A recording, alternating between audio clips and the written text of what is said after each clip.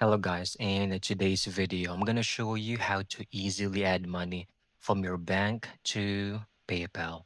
Let's begin. First, open your favorite browser, go to the official website, paypal.com, log into your account, and once you are inside your account, go to wallet, click over here, and you will see all of your available balance. I want you to click over here, send payments or transfer money.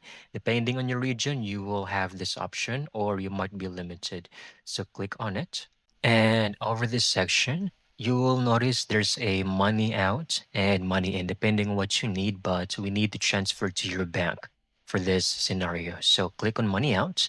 Then you can easily select any amount you would like to transfer from your bank to PayPal. And then they just want you to confirm every other detail, the exact amount, and the transfer details.